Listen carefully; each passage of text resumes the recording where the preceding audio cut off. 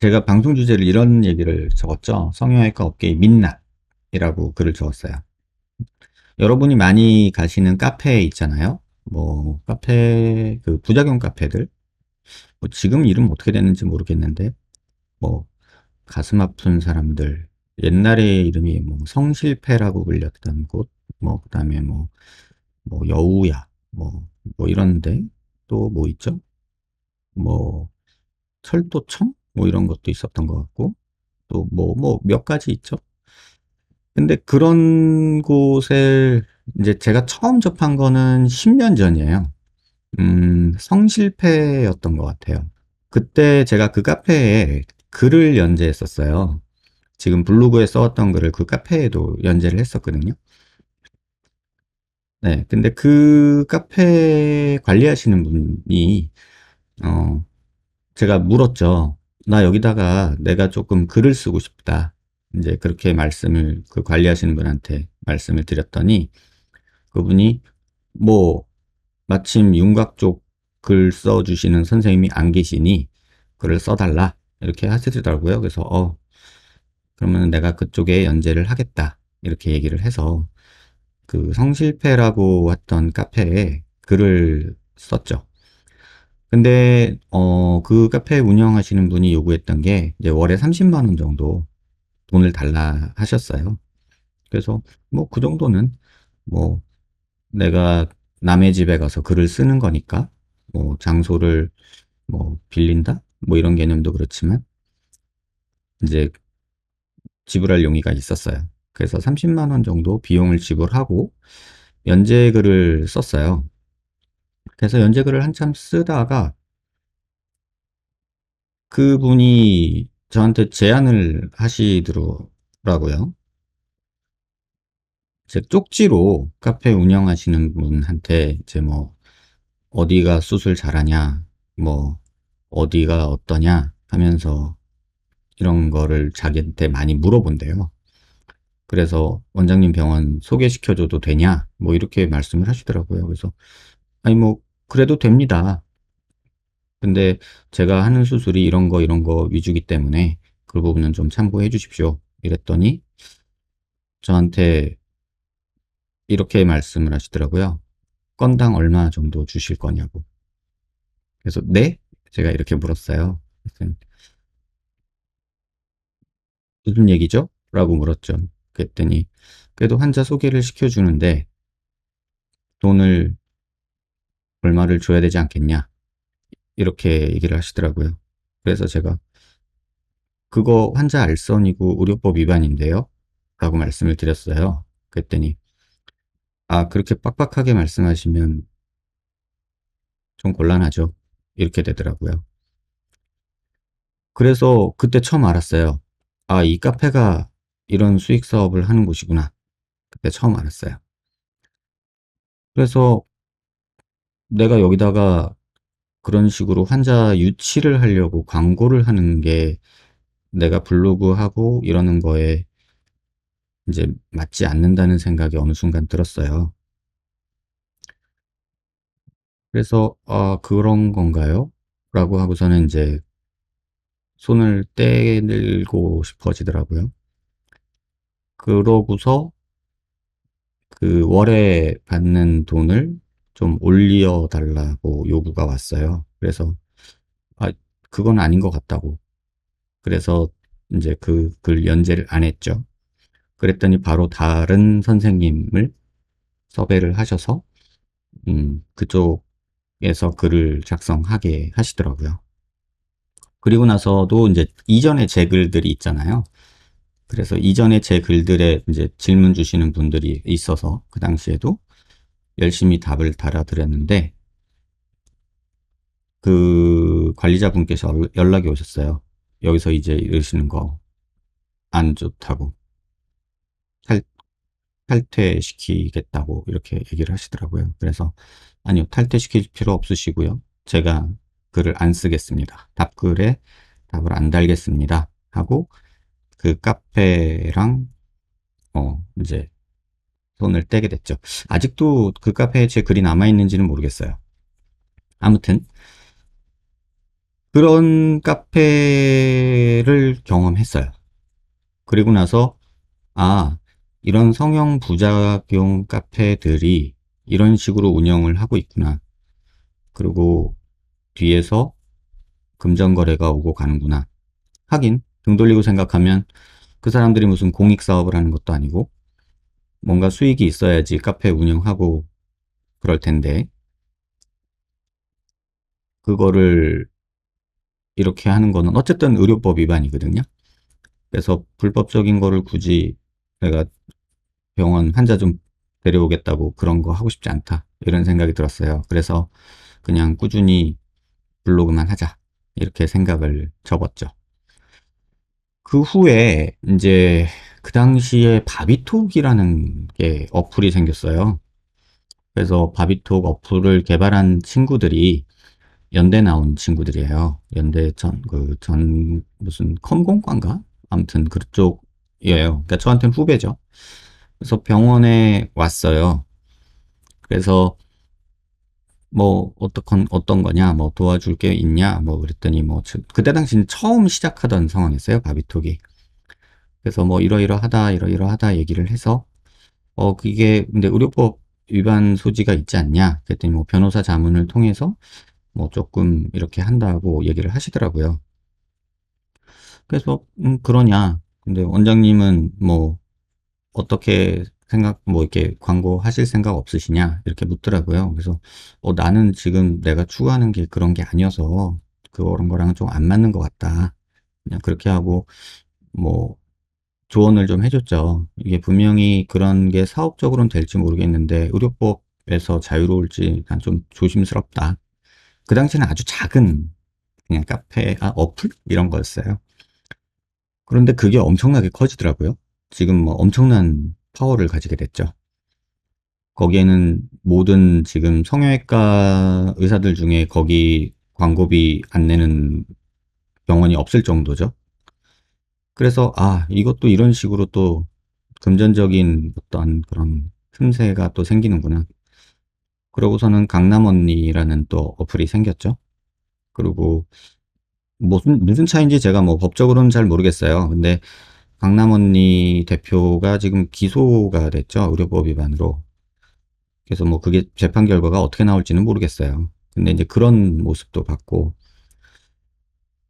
음, 그런 모습들을 보면서 또 이제 학회나 이런 동료 의사들 사이에서 이제 저한테 묻죠. 왜 어플 안 하냐?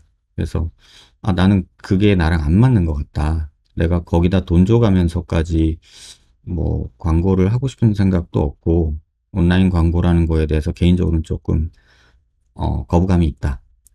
그리고 보통의 병원들이 병원 한 곳에서 한 달에 마케팅비로 한 2, 3천을 써요. 여러분이 아실지 모르겠지만 2, 3천만 원이요.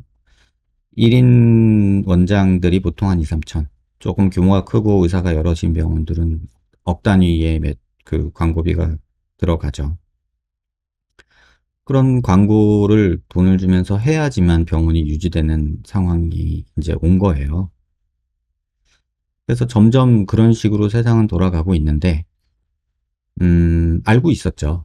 알고 있었지만 굳이 내가 뭐, 그거를 막 뒤집어 엎으려고 세상을 바꾸려고 용쓸 필요도 없고, 하지만 알고 있지만 좀 문제라는 의식은 갖고 있지만 그게 또 세상의 흐름이라면 저 거부할 수도 없는 거고 다만 내가 싫어서 거부할 뿐이죠. 약간 그런 스탠스예요, 저는. 나랑 안 맞는 것 같다 라는 생각이 들면 안 하거든요. 최초에 병원을 개업했을 때 그 당시에 한참 유행했던 게 그 버스 광고였어요. 성형 전후 사진으로 이렇게 버스 광고하는 거. 근데 전 그게 그렇게 보기 싫더라고요. 그러니까 거기에 뭐 제 병원 이름이 이제 막 있는 게 싫더라고요. 근데 그 당시 성공을 했던 병원들, 예를 들면 지금은 없어졌죠. 뭐 프로포즈 성형외과 그 당시에 있었던 그런 병원들이 이제 그런 광고로 엄청나게 이제 떴죠. 그리고 돈도 많이 벌었는지는 모르겠지만 이제 그런 어떤 흐름들이 있었어요.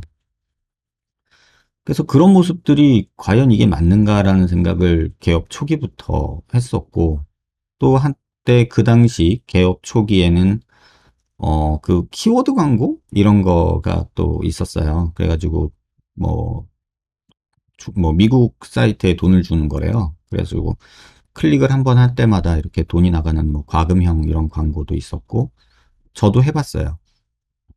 근데 이게 뭐지? 라는 생각이 어느 순간 들었고요.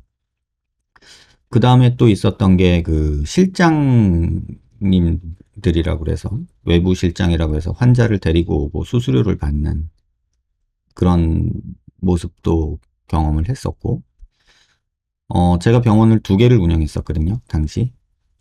그래서 직원이 한 70명 가까이 됐었는데, 근데 남들 다 그렇게 하니까 저도 그래야 되나 보다 하고서 이제 하는 것들이 있었어요. 그런 것들 중에 하나가 뭐 키워드 광고, 그 다음에 실장님들 여러분들 두고 하는 거, 뭐 이런 것들 했었어요. 근데 어느 순간 그 생각이 들더라고요. 이게 뭐 하는 짓인가? 이렇게 해가지고 하는 게 맞나? 이런 생각이 들었죠. 그래서 회의감이 들었어요. 내가 이러려고 성형외과 의사였나? 뭐 이런 생각도 들었고. 그냥 뭐 개인적인 얘기예요, 이거는. 그래서 그런 것들을 이제 정리하게 됐던 시점이 이제 의료 뭐죠? 그 성형외과에서 그 성형 수술비에 부가세를 이제 부과하기 시작하면서 문제가 되더라고요. 왜냐면 실장님들 뭐 인센티브라고 하는 거를 줘야 되는데 합법적으로 줄 방법이 없는 거예요. 월급을 이렇게 책정을 해서 국세청에 신고를 하고 하면은 세금이 너무 많이 나가니까 실장님들이 그거를 좋아하지 않는 거예요. 그러면 나는 세무신고도 못하고 월급을 줄 수는 없고 이래가지고 그 무렵에 다 정리를 했던 것 같아요.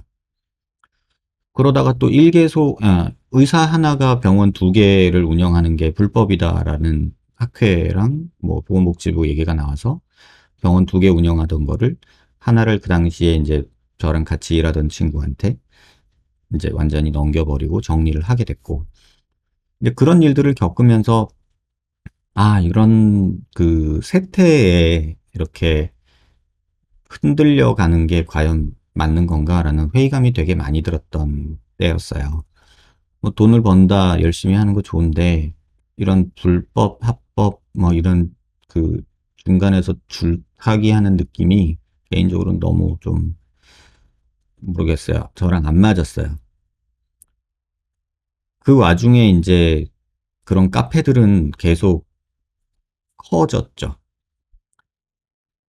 그러다가 이제 어플이 더 대세가 돼버렸고, 이제 지금 부축이죠. 성형외과 광고 성형을 권하는 쪽은 이제 어플 쪽이죠. 그래서 뭐 싸게 할 수 있게 광고해주고, 병원들은 거기다가 어플 회사에다가 엄청난 광고비를 주고 있고, 환자들은 거기서 그걸 보고서 싼 병원을 찾아가고 있고, 이런 상황이고, 성형을 권하는 어플.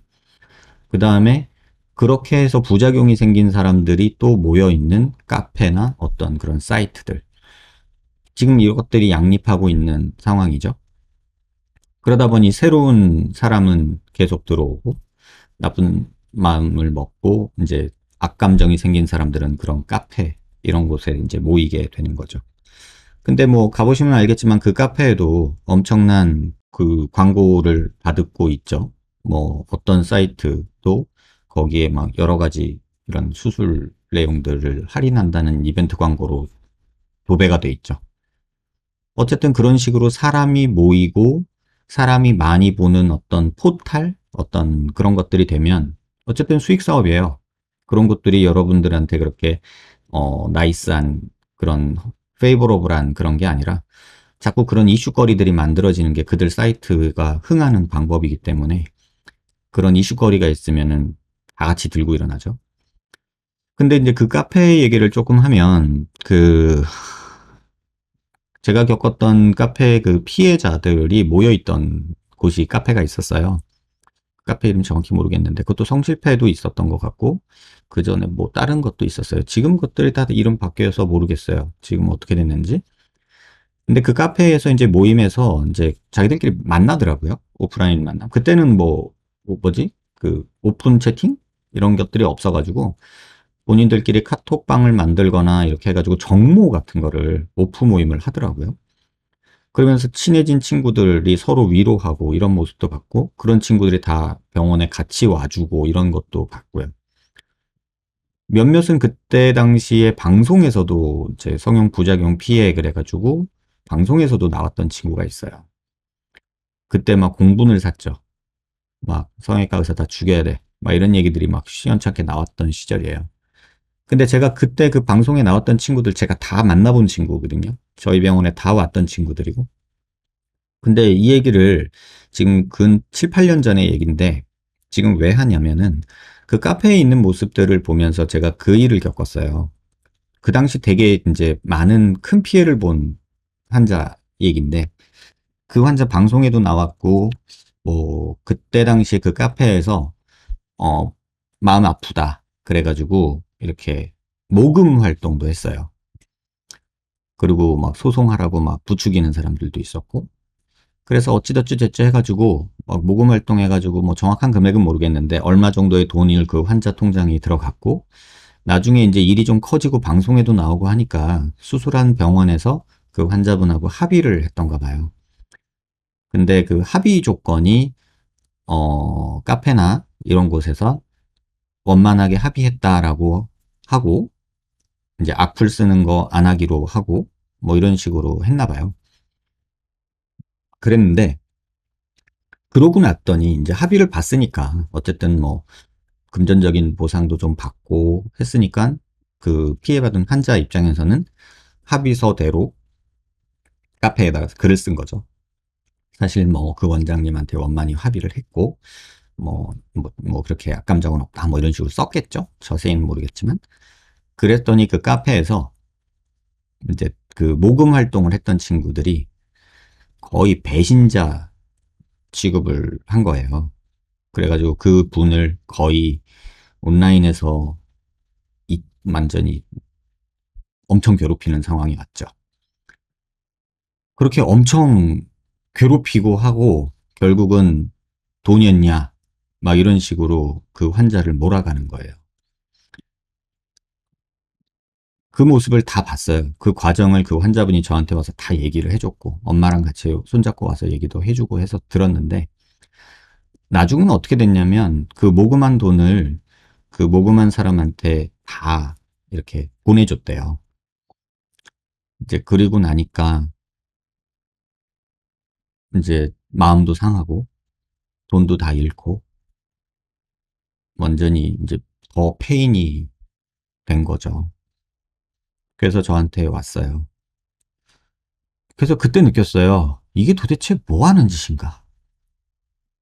온라인상에서 그렇게 님 고마워요, 뭐 어쩌고 위로해요. 이렇게 하는 위로가 사실은 본인들 어떤 가십 아니었나 이런 생각도 들었고 환자는 또 2차 피해를 받은 거죠. 아무튼 그런 상황을 겪고 그 환자는 제가 그렇게 얘기를 했어요. 잊어라. 그냥 떠나라. 쳐다도 보지 말아라. 그때 이후로 제가 여러분들한테 그런 말씀 드리는 거예요. 카페나 이런 부작용 카페 무슨 그런 사이트 이런 사이트들 분명히 도움이 돼요. 왜? 아 정말로 열받는데 가서 욕이라도 한 판 10컨 하고 나면 분풀이라도 되잖아요. 그런데 분풀이만 하고 나오세요. 제가 그래서 해우소라는 표현을 쓰죠. 똥 싸고 싶어서 막 배가 아프면 가서 똥 싸고 나와야죠. 왜 똥통에 빠져서 허우적대냐. 왜냐면 거기는 화장실이지 나를 구원해 줄 것도 아니고 나한테 도움을 줄 사람들도 아니에요. 오히려 감정적으로 부추기거나 판단을 흐리게 하는 감정적인 언어들이 난무하죠. 그때 어떤 환자가 저한테 그런 말을 했었어요. 선생님, 그 카페를 안 들어가면요, 미칠 것 같아요. 그래서 왜요? 그랬더니, 자기가 그쪽에서 글을 쓰고 자기와 동조했던 사람들이 있는데 오늘은 또 무슨 글을 썼을까? 오늘은 또 무슨 글을 썼을까? 댓글이 뭐라고 달렸을까? 이것들을 계속 봐야만 한대요. 왜? 안 보면 안 돼? 안 보면 그들이 자기를 욕한대요. 뭐야? 이거 사이비 종교야? 제가 그렇게 얘기를 했어요. 근데 실제로 그렇게 되더라고요. 거기서 막 성형은 나쁜 거야, 의사 새끼들 나쁜 새끼들 막 이렇게 욕을 하다가 갑자기 그 친구가 근데 요새 누구 걔 뜸하네? 이러면 병원에서 돈 받았나 보다. 막 이러면서 이제 또 이지매가 시작된대요.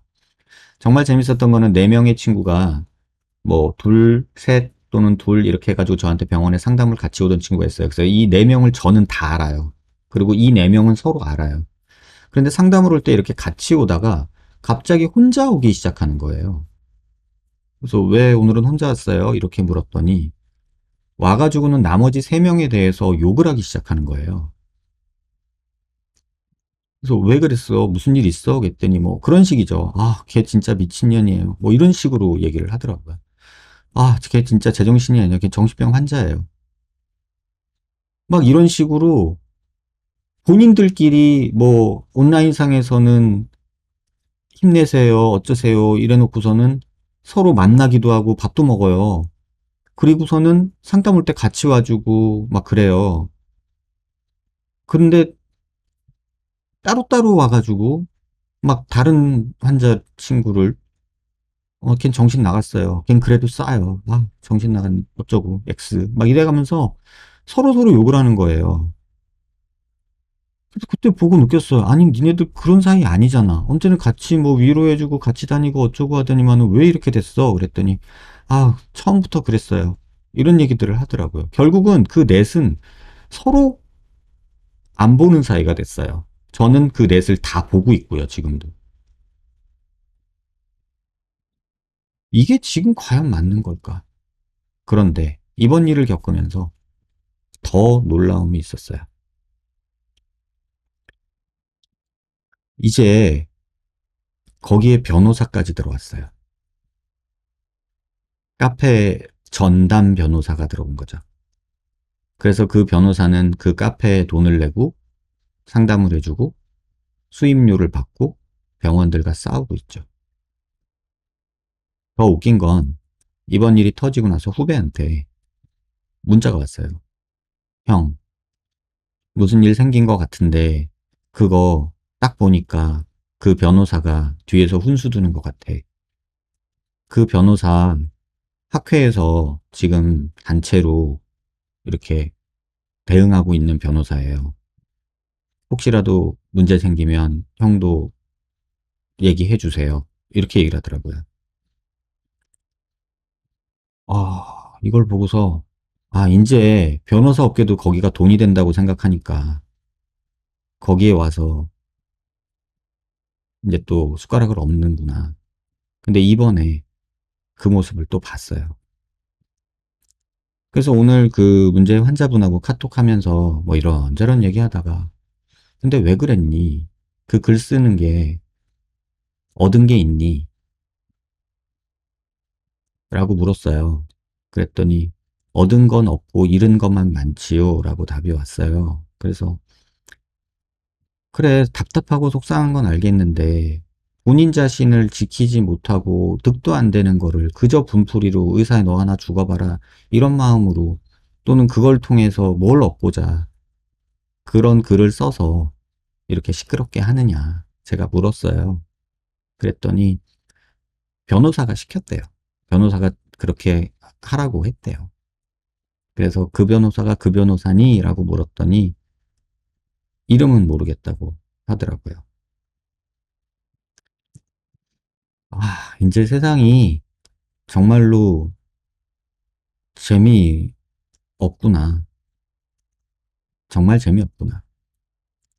도대체 이렇게까지 해서 벌어먹고 살아야 되는 상황이 되고 변호사도 거기에 껴서 숟가락 얹어서 병원 편도 들었다, 환자 편도 들었다 이렇게 하면서 수임하고 변호사비 받고 이런 일들이 이제는 일상화됐구나. 실비보험 얘기도 좀 해드릴까요?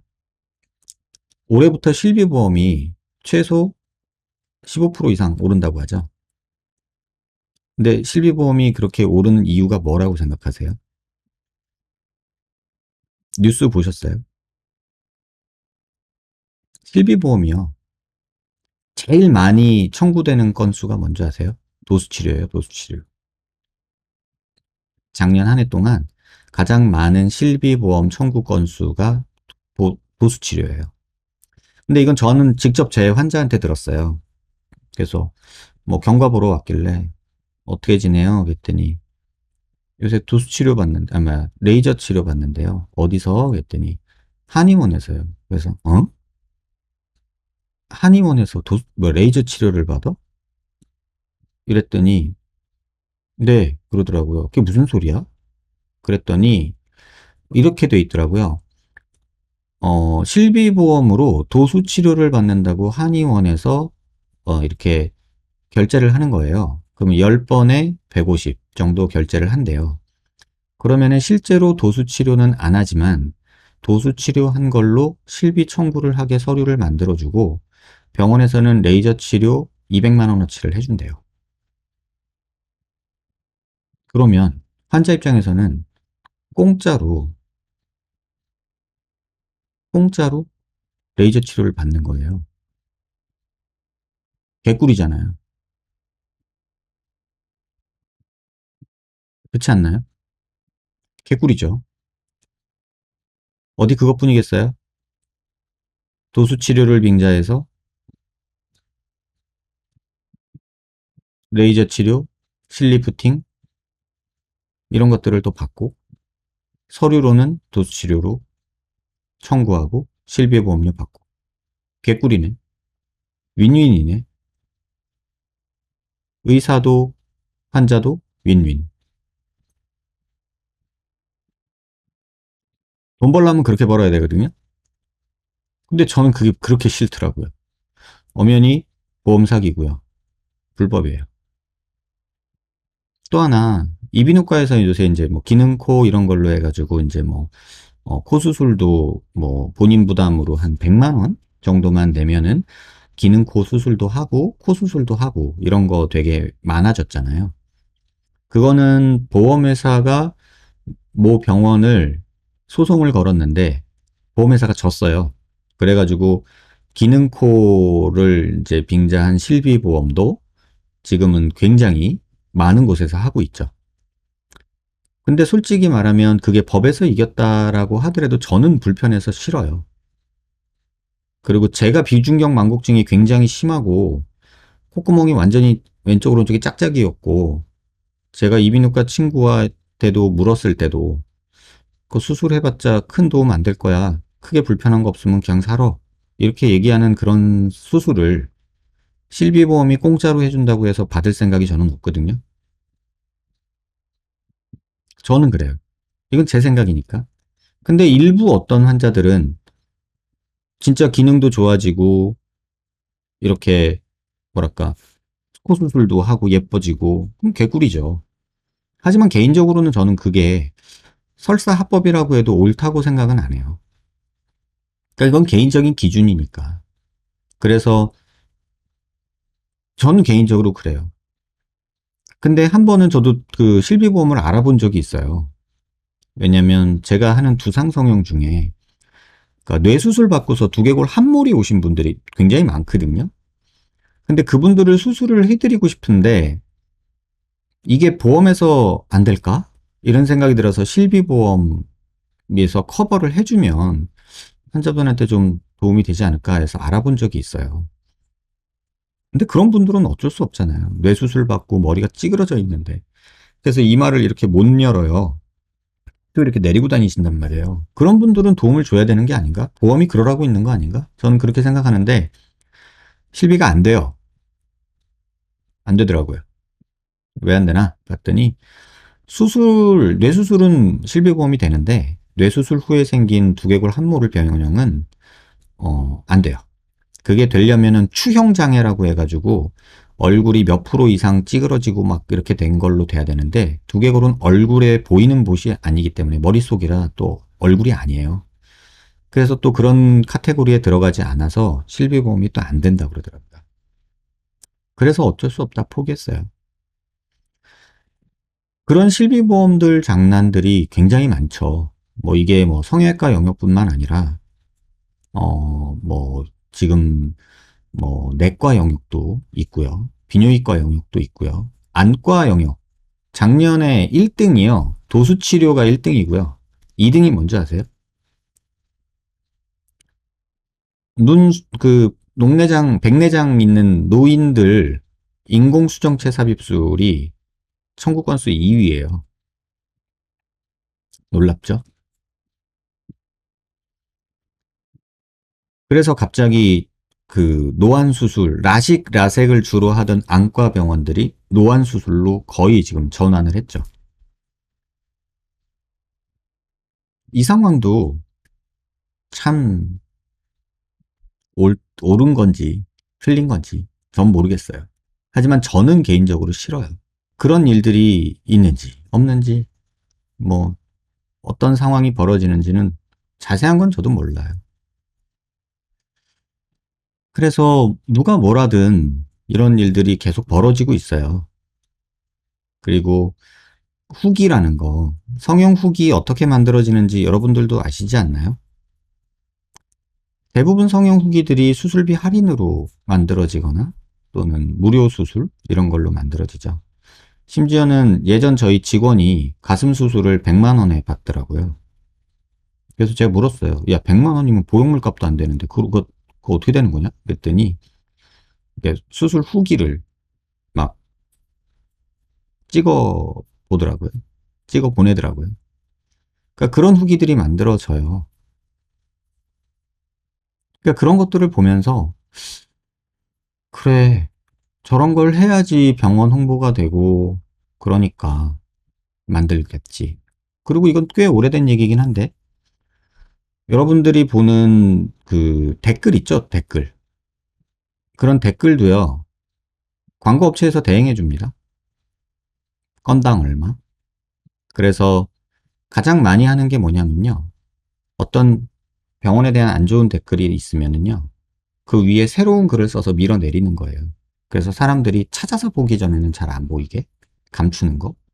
그 다음에 또 병원 홍보하기 위해서 아이디, 네이버의 실명, 가명 아이디들, 차명 아이디들을 이렇게 팔아요.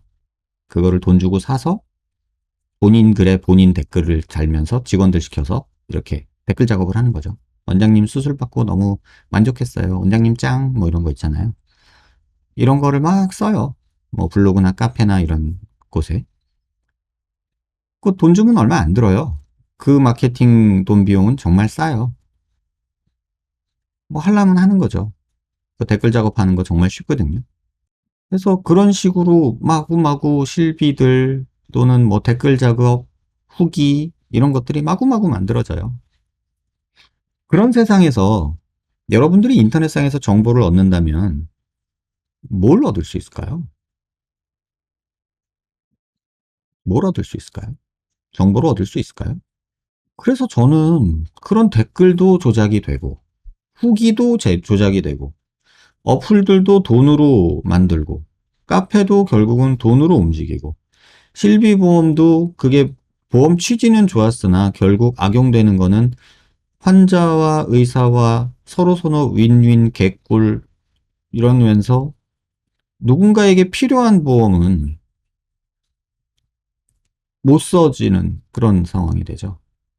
이게 과연 옳은 것인가? 라고 물어보면 저는 개인적으로는 아닌 것 같다 라고 말하고 싶어요. 이건 근데 개인의 그 생각차가 있겠죠. 제가 그래서 여러분들한테 방송을 유튜브를 하면서 처음 생각한 거는 저는 그래요. 그냥 정확한 정보를 전달을 하자. 그리고 내가 거짓말하지 말자. 그 다음에 내가 잘못했다면 잘못했다고 인정하자. 모르면 모른다. 틀리면 틀렸다고. 그땐 그렇게 생각했는데 달라졌다. 라고 인정하자. 요런 제 나름의 기준이 있었어요. 그리고 저에 대해서 나쁘게 말하는 어떤 상황 또는 병원 또는 환자 사실대로 인정할 것 인정하고 사실대로 오픈할 거 오픈해서 판단은 각자에게 맡기자였어요. 그런데 이것도 문제가 있고 한계가 있다는 생각이 어느 순간부터 들었어요. 무슨 얘기냐면, 사실은 다른 병원이나 다른 선생님들이 뭐라고 광고를 하든 제가 관심이 별로 없어요. 솔직히. 왜냐면, 뭐, 표현의 자유고, 그들이 뭐라 하든.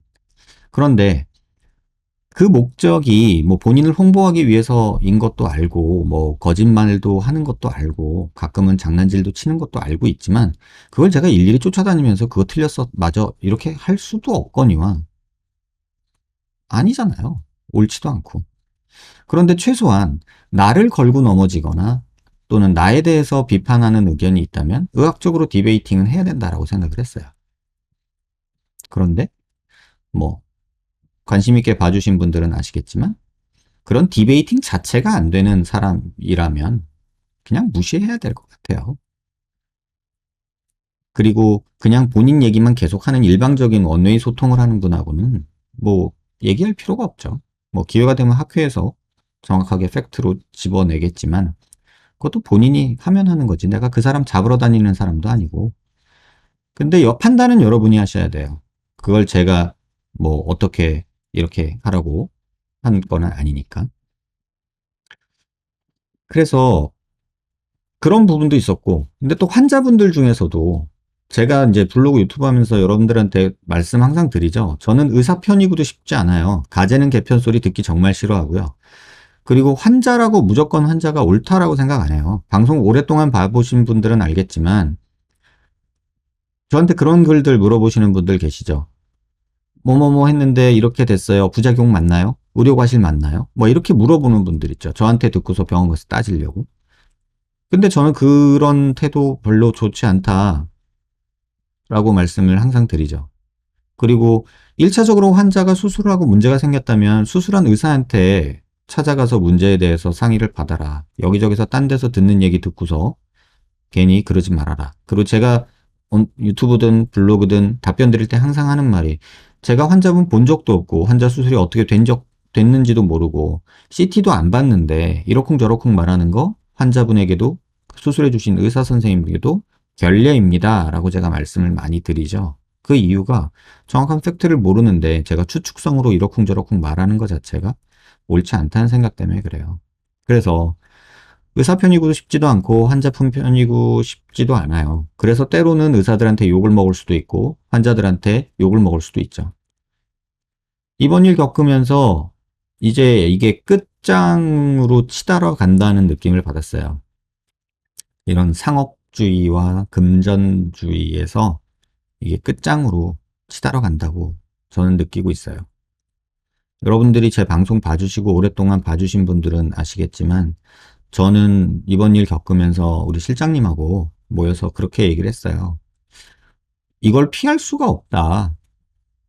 전에는요, 내가 안 해줘도 어디 가서 할 것 같으면, 뭐라도 할 것 같으면 그냥 내가 안전하게 최소한 해줘야 되지 않겠나 이런 생각을 했는데, 말리는 수술을 억지로 하겠다는 사람은 전에는 말리려고 애를 썼고 혼내고 막 어울리고 달래고 별짓 다 했거든요.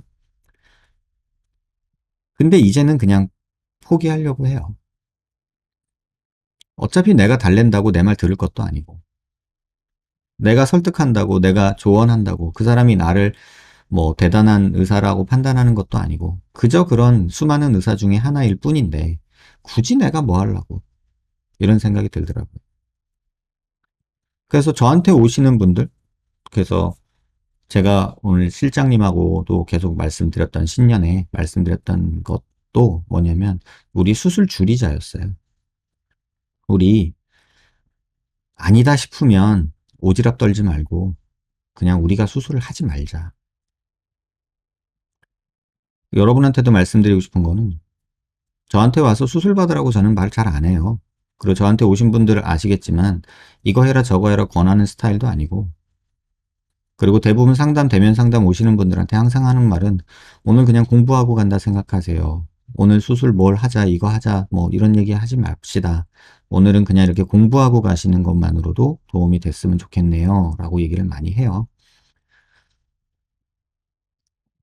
그리고 고민하시는 분들 있잖아요. 그 댓글 중에 보시면은 DH라는 분이 써주신 걸로 제가 기억이 되는데, 제가 그 환자분 정확히 성함을 기억을 못 하겠어요. 근데 그분 제 기억에, 정확한지 모르겠지만, 무턱 였던 것 같아요. 그래서 환자분한테 그렇게 선택을 드렸어요. 환자분 상황이 무턱인데 아주 심한 건 아니어서 전진수를 해도 되고 보형물을 넣어도 된다. 그런데 각각의 장단점이 이러하다.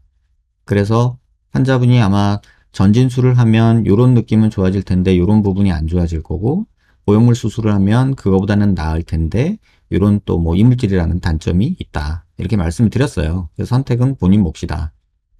또 사람 따라서는 아주 갸름하고 뾰족한 턱을 좋아하는 사람들도 있으니까 그런 사람은 전진술이 맞다. 이렇게 말씀을 드렸죠. 근데 그분은 결국 저한테 상담을 받고, 음, 뭐 어디 가서 전진술을 받으신 것 같아요. 그런데 본인이 그렇게 쓰셨더라고요. 제 유튜브 댓글에다가 상담받고 도움이 정말 많이 됐다. 내가 선택한 건 전진술이었고 지금 50% 정도 만족한다. 물론 보형물 수술했으면 7, 80% 정도 뭐 만족을 했겠지만 지금은 그냥 50% 만족하는 걸로 만족하려고 한다. 이렇게 생각을 하더라고요. 그럼 됐어요. 제 역할은 다 한 거예요. 해피엔딩이에요. 그분이 꼭 뭐 보형물 수술을 안 해서 제가 막 아쉽고 잘못됐고 이렇게 생각하지 않아요. 환자분한테 그런 옵션을 설명드리고 장단점을 드렸다는 것만으로도 저는 제 역할을 했다고 생각해요. 그런데 이런 제 의지와 상관없이 그래도 이렇게 해주세요, 저렇게 해주세요, 선생님밖에 해줄 수 있는 사람이 없어요 라고 이렇게 이제 매달리는 경우도 있어요. 그럴 때 어지간하면 타협을 통해서 어느 정도 선까지 끌어내려서 기대치를 내려서라도 제가 수술을 해줘야 된다라는 생각을 했었던 것 같아요. 근데 그게 제 오만이었고 제 실수이고 제 잘못이에요. 제가 해달란다고 다 해주는 의사가 되면 안 됐는데 그 간절함에 제가 녹아든 경우예요. 그게 제 실수고 제 잘못이어서 올해부터는 그런 환자들은 제가 수술을 거부하려고 해요. 실제로 전에도 그렇게 하긴 했는데 조금 더 적극적으로 제가 거부를 해야 될 것 같아요. 그래서 올해는 수술을 줄이려고 해요. 마음속에서는 저는 개인적으로는 그냥 주 4일만 수술할까 생각도 하고 있어요. 그래서 이거는 병원 직원들하고 좀 더 상의를 해봐야 되는데, 수술을 많이 해서 도움될 것도 없고, 어차피 뭐, 금전적인 이득을 취한다라고 생각하실 수도 있겠지만, 뭐, 아시는 분은 아실지 모르겠지만, 여러분이 수술비 내면은 절반이 세금이에요. 그래서 차라리 수술 적게 하고 세금 적게 내는 게 오히려 마음도 편하고 그런 것 같아요. 욕심이었던 것 같아요. 어떤 환자들 정말 간절하고 답 없는 환자들에게 그래도 조금 내가 도움을 주고 싶었던 마음이 그게 과욕이었던 것 같아요. 그래서 화를 부른 것 같고 어쨌든 이번 일 마무리도 어찌됐던 제가 환자분 케어를 해야 되는 건 맞아요. 그런데 오늘도 대화를 하면서 느꼈어요. 아, 정말 설득이 안 되고 이렇게 얘기가 안 되는 경우도 있다. 그래서 정말 놨다, 놨다 잡았다 지금 그러고 있는 것 같아요. 그래서 정말, 아, 이건 아닌 것 같다. 어떤 분들이 그러죠? 저희 병원 수술비 왜 이렇게 비싸냐? 그런 얘기 하더라고요. 근데 거기에 대해서 그냥 간단하게 두 가지로 말씀드릴게요. 하나는요, 제가 이제 나이가, 성형외과 의사들, 그러니까 저를 포함한 그 수술한 사람들 중에 그런 얘기를 했어요. 저는 이제 그 그레이드로 따지면요. 그러니까 나이가 어린 젊은 친구, 중간, 아주 선배님, 대선배님들, 윗그레이드라고 하면 저는 중간하고 위하고 사이에 존재하는 그래도 이제 중간을 넘어선 사람이에요. 근데 중간을 넘어선 제 입장에서는 음, 내가 수술비를 싸게 해서 많이 하는 거는요, 후배들에게 기회를 뺏는 거예요. 전 그렇게 생각해요.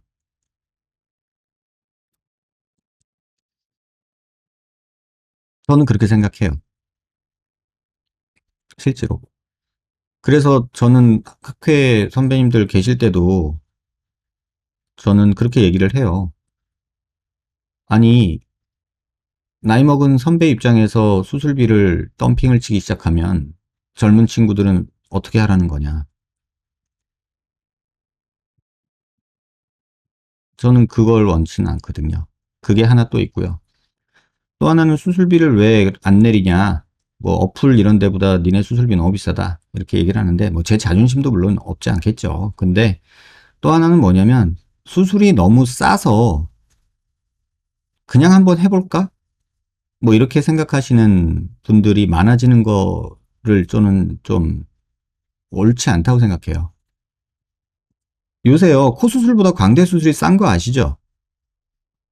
이게 옳은 건 아니잖아요, 솔직히. 그 귓광대니 뭐니 해가지고 막 150, 200 막 이런단 말이에요. 그러니까는 말도 안 되는 부작용이 막 양산이 되는 거죠.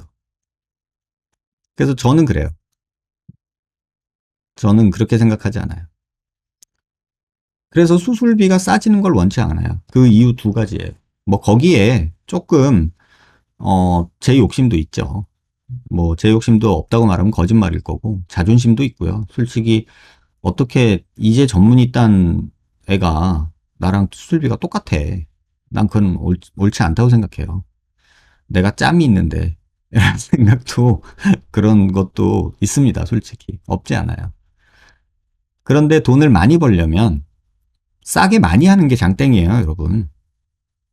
네, 지금 뭐 답 주신 것처럼 윤곽 3종 500 뭐 이런 거. 전 받아들일 수 없어요. 일단 그 얘기를 좀 드리고 싶어서 오늘 제목을 이렇게 그냥 달았고요.